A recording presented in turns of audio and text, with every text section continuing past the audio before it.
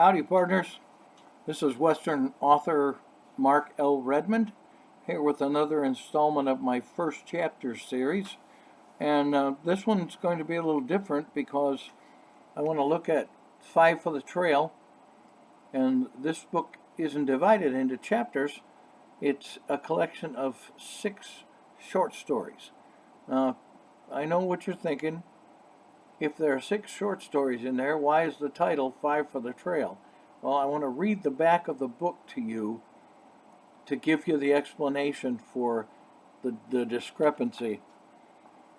Although a cowboy's sidearm was commonly called a 6-shooter, a careful cowboy only loaded 5 chambers most of the time. By leaving an empty chamber under the hammer, he eliminated the risk of shooting himself or his horse if his gun got bumped, dropped, or snagged in the brush that he was riding through. When he faced trouble, a cowboy thumbed an extra cartridge into the empty chamber. The title of this collection of short stories comes from that Old West safety measure. I originally included 5 stories in the book, but then I thumbed a 6th one in. I hope you'll enjoy all 6 of them.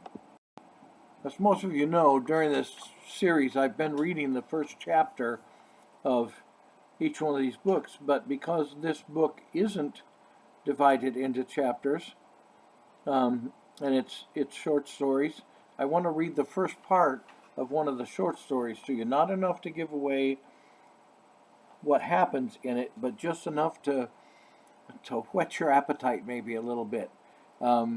As is true with all my books, these are available on Amazon.com or on marklredmond.com, my website. If you order from me, I would be happy to sign a copy of a book for you. I write these books for you. And it gives me great pleasure to get these books into the hands of my readers. Now, here's the first part of one of the stories. This one's called The Switch. Scott Martin leaned back in the train compartment seat, hat pulled over his eyes, one arm draped over his carpet bag, apparently asleep. He was actually wide awake, and at the moment he was scrutinizing the other 2 passengers who sat facing him. The man, wearing a neat black suit with a red brocade vest, looked to be 50. He had steel gray eyes, a hawk nose, a thin, neatly trimmed white mustache, and a crop of thick white hair. Long, sinewy hands held the flat-brimmed Stetson in his lap. Seated on his left was a beautiful young lady that Scott guessed must have been 17 or 18. Her thick black hair, piled high on her head, set off her pale skin, rosy cheeks, and large blue eyes. She reminded Scott of a doll he had seen in a store window in Abilene several months ago. The old man was dozing at the moment, his sagging head moving with the swaying of the train.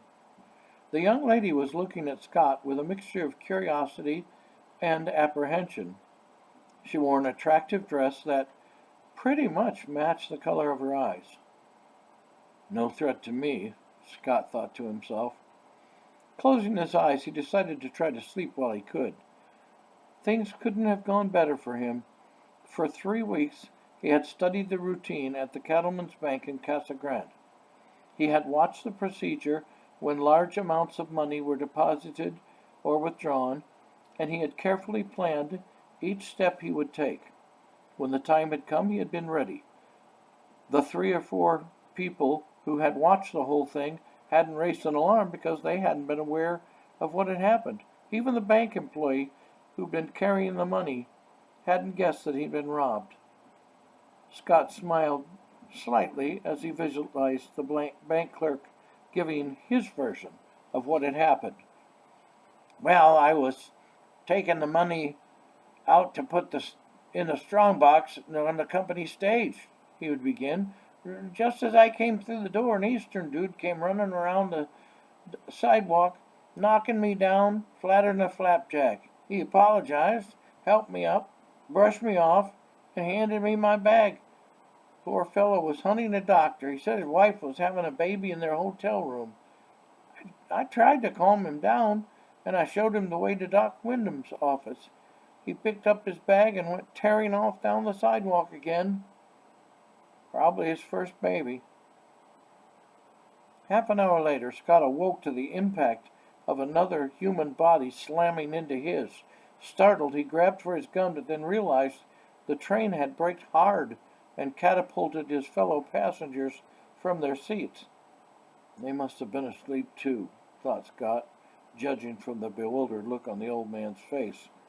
The man, seated directly across from Scott,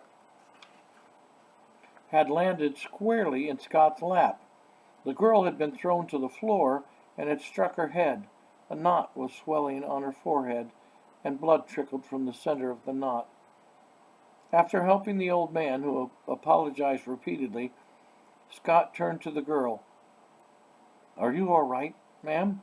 he asked, placing her small white hand to her forehead and feeling the knot. She replied in a rather shaky voice, "What happened?"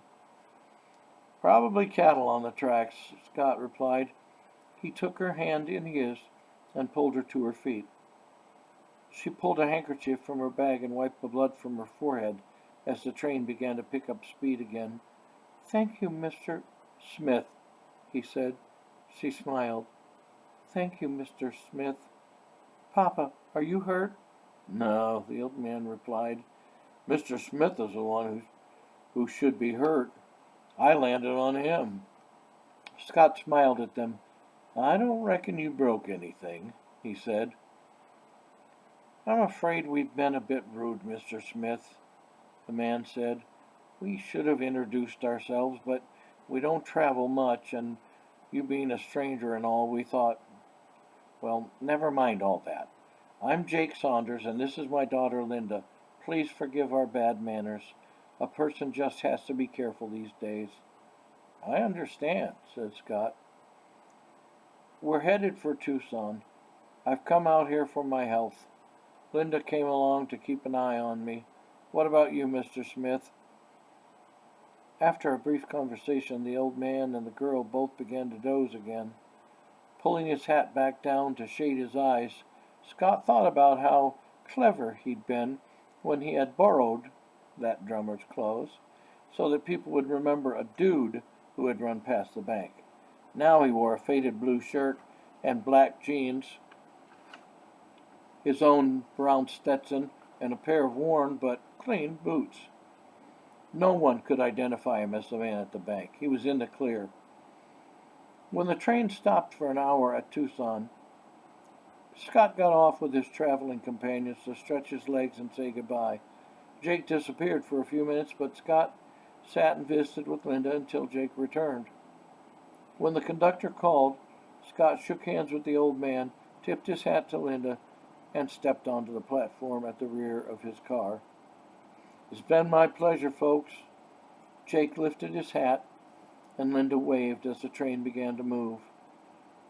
"This will help you pass the time while you travel," Jake said, holding out a folded piece of paper, which Scott put in his shirt pocket. Probably one of those Bible thumpers' tracts, he thought. He made his way to the empty compartment and tossed his carpet bag on the seat. He sprawled out, trying to get comfortable.